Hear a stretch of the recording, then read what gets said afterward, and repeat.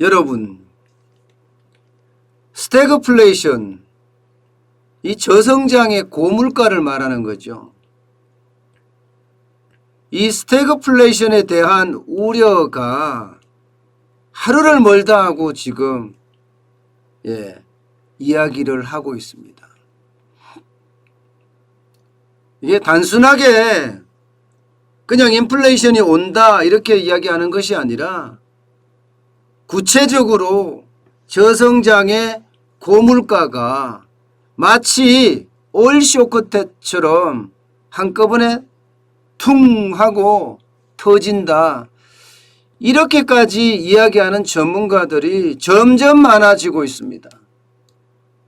제가 스태그플레이션에 대한 공포를 제기했을 때만 하더라도 몇몇 사람들이 거쳤던 그 우려감이요, 요즘은요 한국은행까지 나서서 이야기할 정도로 굉장히 스태그플레이션에 대한 우려를 나타내고 있거든요. 이제는요 이 스태그플레이션에 대한 공포가 현실화되는 느낌입니다. 현실화. 그만큼 스태그플레이션은 우리 곁에 다가와 있습니다. 이것은 반드시 우리가 짚고 넘어가야 될 대상 중에 하나가 아닌가 싶어요. 여러분, 이게 1973년에 덮쳤던 1차 오일 쇼크, 가장 심각한 스태그플레이션을 재현한 그래프입니다. 그 당시에 그야말로 난리가 아니었습니다. 그때는 중동전쟁 때문에 터진 거죠.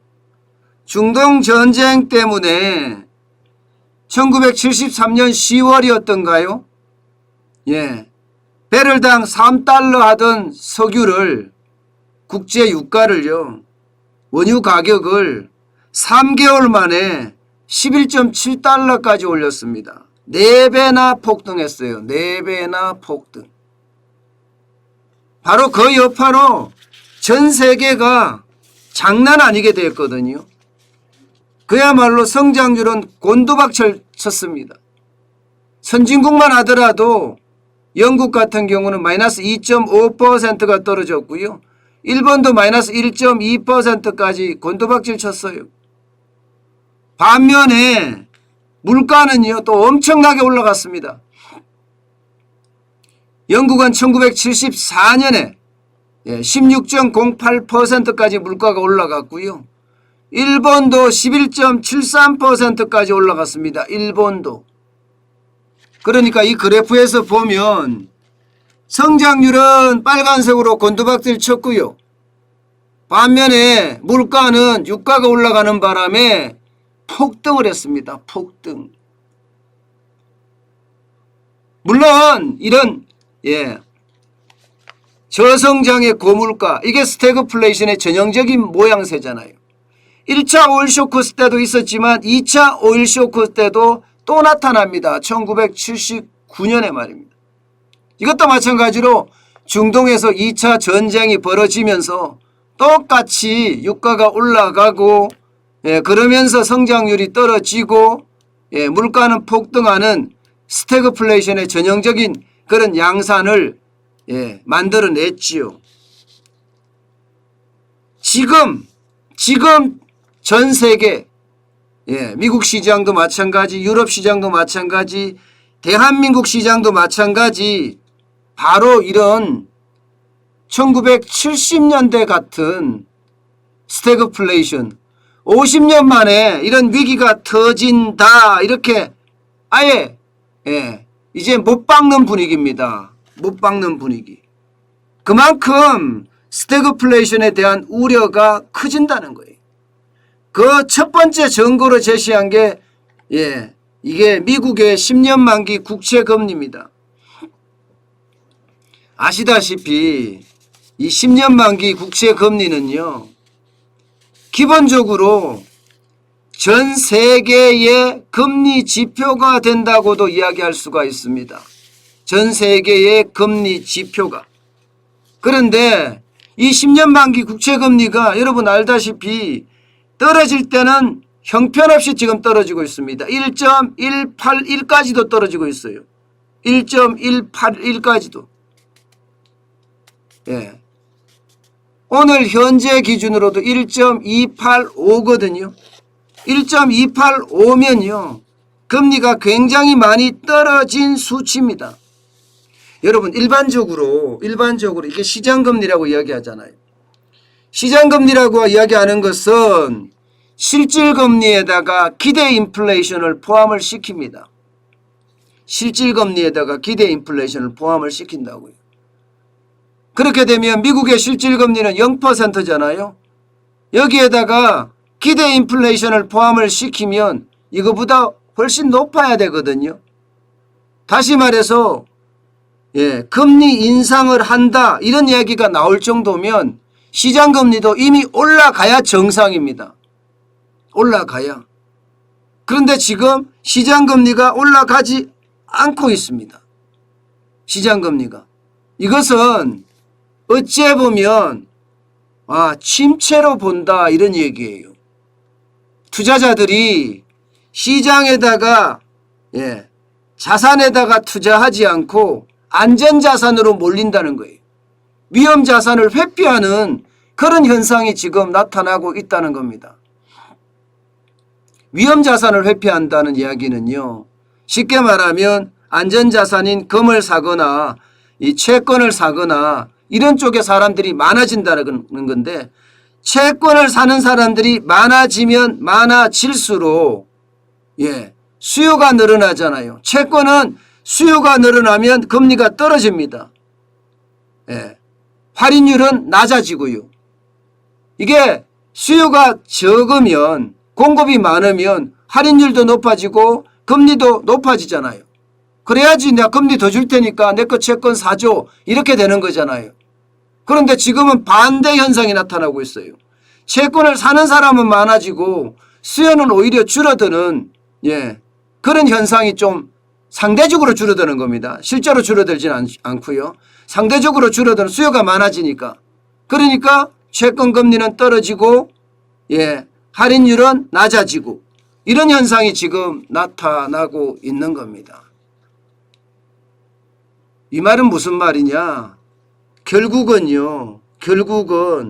시중에 인플레이션 우려가 점점 커진다 이런 얘기가 됩니다. 인플레이션 우려가. 그 어느 때보다 인플레이션 우려가 커진다는 그런 해석이 지금 가능하게 되거든요. 실제로도 미국 시장을 보면 여러분 인플레이션 우려가 굉장히 높아지고 있습니다. 굉장히 높아지고 있어요. 소비자 물가가 5.4%까지 6월에 올라갈 정도면 인플레이션 우려가 커지는 거죠. 그만큼 인플레이션 우려는 커진다. 물가가 올라간다는 이야기잖아요. 물가가 올라간다. 물가는 계속 올라가는데 금리는 떨어진다. 참 충격적인 현상이 일어나는 건데 그런데 그게 지금 현실화되고 있다는 게 더 큰 문제죠. 여기다가 말입니다. 공급발 인플레이션에 대한 우려가 굉장히 커지는 부분도 있습니다. 기본적으로 여러분 기업들 입장에서는 공급발 인플레이션이 커진다. 이것은 저성장을 의미하거든요. 저성장을. 실질적으로 보니까 이게 공급발 쉽게 말하면 기업의 비용이 많이 올라가서 최종 제품 가격을 올려야 되는 그런 상황이 굉장히 많아지고 있습니다. 최저임금만 하더라도 대한민국의 5.1%나 내년에 올라가잖아요. 그러면 그만큼 기업의 비용은 늘어난다는 뜻이에요. 여러분 기업의 비용이 늘어나면요. 늘어나는 만큼 최종 제품 가격을 인상해야 합니다. 어디 그뿐입니까? 최저임금 뿐입니까? 지금 대기업들의 임금 협상 어떻게 되고 있습니까? 지금 다 올라가고 있어요. LG그룹만 하더라도 평균 11%를 올렸잖아요. 여기에다가 삼성그룹도 7% 평균 올렸습니다. 현대차도 지금 생산직 근로자가 연봉이 1억 된다고 이야기할 정도로 파격적으로 올렸습니다. 이 말은 기업의 부담이 점점 늘어난다는 거예요. 점점. 근데 문제는 여기서 끝나지 않습니다. 왜냐하면 밥상 물가가 지금 엄청 올라가다 보니까 이제 대기업뿐만 아니라 중견기업, 심지어는 중소기업까지도 임금 인상에 대한 요구가 더 커질 겁니다. 임금 인상에 대한 요구가 커지면 커질수록 최저임금의 부담과 임금 인상 요구가 더 많아지고 그것은 최종 제품 가격을 인상시킬 수밖에 없는 가장 큰 요인으로 작동한다는 거죠. 이런 상황 미국도 지금 마찬가지입니다. 미국도. 예. 여기에다가 대한민국 같은 경우는 특수한 상황이 몇 가지가 있죠. 원자재 가격. 미국은 원자재에 대한 수입이 우리나라보다는 덜 의존하고 있습니다. 우리는 석유부터 시작해서 알루미늄, 니켈, 리튬 할 것 없이 다 수입을 해야 되고요. 곡물까지도 쌀 빼놓고는 다 수입한다고 이야기할 정도로 밀이며 옥수수며 소맥이며 다 수입합니다. 이 가격들 지금 계속 폭등하고 있는 상태거든요. 그럼 기업들 입장에서는요. 최종 제품의 가격을 올릴 수밖에 없는 그런 상태로 계속 몰려들고 있습니다. 그렇다면 최종 제품의 가격은 또 올라가잖아요. 여기에다가 돈 푸는 것도 지금 장난이 아닙니다. 돈 푸는 것도 여러분도 알다시피 국회에서 2차 추가 경정 예산 또 풀렸죠. 34조 9천억 원입니다. 34조 9천억 원. 지금 보면 올해만 하더라도 예산이 558조입니다. 558조면 전년 대비 10% 가까이 늘어난 수치예요. 10% 가까이 늘어난 수치. 작년에만 하더라도 본 예산이 512조 3천억 원이었잖아요. 여기에 지금 558조가 됐으니까 적어도 여기에서도요 40조 이상이 늘어났잖아요. 40조 이상이. 여기에 추가 경정 예산만 보세요, 여러분. 1차 예산, 2차 예산 다 합치면 지금 49조 8천억 원입니다. 50조입니다. 그러면 당장 작년보다가 올해만 대한민국의 시장에 100조가량의 정부 돈이 풀린다는 이야기예요. 100조가 풀리면 돈의 가치가 완전히 죄송하지만 이런 표현 쓰겠습니다. 그냥 똥이 됩니다. 똥이 됩니다. 어디 그뿐입니까? 지금 3기 신도시며 그야말로 국토 개발하는 비용, 토지 보상 비용 이것도 지금 한 연말까지 적어도 한 22조에서 23조가량 나올 거라고 예상을 합니다. 그냥 단순하게 보더라도요. 단순하게 정부 지갑에서만 나오는 것만 해도 100조가 넘습니다. 100조가 작년보다가. 여기에다가 임금 인상분에다가 임금 인상이 한두 군데가 아니잖아요. 지금 기업들, 대기업들이 단체 협상을 하면요. 1월부터 소급해서 적용이 됩니다. 그럼 그만큼 현금이 또 많이 풀린다는 이야기예요. 풀린다는 이야기. 결국은요. 공급 쪽에 비용 증가로 인해서 제품을 가격을 인상해야 돼서 고물가가 되는 데다가 돈이 시중에 워낙 많이 풀리니 작년 대비하면 정부가 푸는 돈만 100조가 넘어서니 이렇게 되면요. 시장은 그야말로 돈천지예요. 돈천지. 돈이 휴지 조각이란 말이 나올 수밖에 없습니다. 여러분 보세요. 총 통화량이 늘어나는 거예요.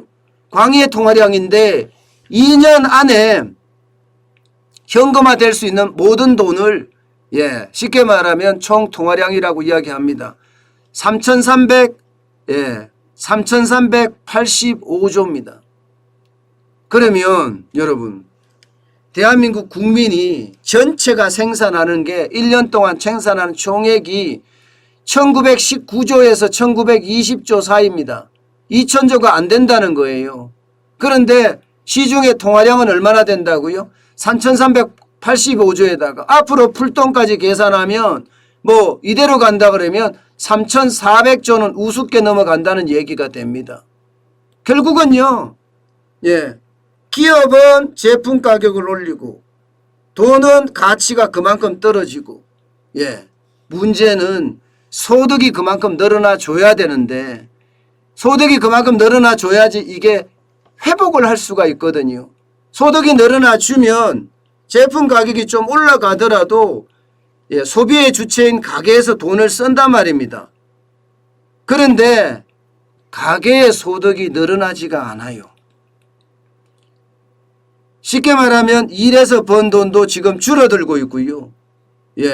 사업에서 번 돈은 그야말로 폭망하고 있습니다. 겨우 늘어나는 게 정부가 주는 돈, 이전 소득이라고 이야기하죠. 이전 소득만 찔끔찔끔 늘어날 뿐입니다. 그렇다면 기업 입장에서, 가게 입장, 소비의 주체인 가게 입장에서는 돈은 엄청나게 풀리지만 돈을 소비할 수 있는 여력은 그만큼 약해진다고 이야기하니 이게 어떻게 되겠습니까? 저성장의 고물가는 굉장히 빠른 속도로 일어날 수 있다는 이야기잖아요. 결국 말입니다. 스태그플레이션은 우리 곁에 와 있다. 저는 이렇게 생각을 합니다. 벌써 여러분 밥상 물가 기준으로 보면요. 저는 이미 스태그플레이션이다. 이렇게 예견합니다. 그만큼이요. 지금 바닥 경제는 지리멸렬할 정도로 폭망하고 있고요. 여기에다가 수출이 그나마 받쳐주고 있거든요. 그런데 수출도 수입에 대한 비중이 늘어나면서 무역수지 적자 규모가 지금 커지고 있습니다. 이렇게 되면 예상했던 것보다가 훨씬 빨리 그 충격적인 상황이 우리 곁으로 다가올 수가 있다는 것, 이거 우리 굉장히 명심해야 합니다. 여러분, 이게 경제가 앞으로 계속 좋아질 거냐, 좋아지지 않을 거냐, 이 문제는요, 소비가 얼만큼 일어나느냐, 또 수출이 얼만큼 되느냐가 관건인데, 소비도 지금 줄어들 모양새고요. 정부가 돈 푼다고 이게 소비가 늘어나는 건 아니거든요. 우리나라 사람 특성상 경제가 불안하다고 느껴지면요, 돈을 줘도 안 씁니다. 재난지원금 그렇게 뿌렸지만 소비 진작에 얼마나 도움이 됐습니까? 겨우 버티는 수준이에요. 겨우 버티는 수준. 그 말은요, 결국 돈을 안 쓴다는 얘기예요. 추가로 더 써야 되는데, 추가 소비가 더 많이 일어나서 소비 진작 효과가 엄청 일어나야 되는데 그렇지 않다는 이야기죠. 이렇게 될 경우에는요, 최악의 상황, 스태그플레이션, 고성장이 아니라 저성장, 고물가 현상이 굉장히 빠른 속도로 번져질 거다, 이렇게 생각을 합니다. 게다가 여러분, 가게는요, 지금 또 세금 폭등이 일어날까봐, 세금 폭탄이 일어날까봐 더더욱 씀씀이를 줄이고 있는 형편입니다. 그것 때문에 저는 스태그플레이션의 공포가 이미 와 있다. 일부분이지만 국가 전체로 오지는 않았지만 이게 바닥 경제를 중심으로 해서 밥상 물가의 스태그플레이션은 이미 와 있다. 왜냐하면 가계 소득이 줄어들고요. 여기에 가계의 어떤 물가, 밥상 물가는 곧 엄청나게 올라가기 때문에 작은 의미의 스태그플레이션은 이미 덮쳤다, 이렇게 해석을 합니다. 이게 이제 기업으로 번지고 정부로 번져서 국가 경제 전체로 번지게 되면 그때가 이제 본격적으로 우리 경기가 침체되는 그런 상황을 맞을 수도 있겠죠. 저는 그래서 스태그플레이션은 이미 왔다고 저는 평가하고 있습니다. 그만큼 우리 경제가 간당간당한다, 이렇게 분석하는 거죠. 이럴 때는요, 현금 비중 굉장히 높여야 되고요. 위기가 언제 닥칠지 모르기 때문입니다. 게다가 현금에 대한 어떤 분산도 뭐 달러로 분산한다든가 혹은 금으로 조금 간다든가 이렇게 분산도 그 어느 때보다 필요하지 않을까 싶습니다.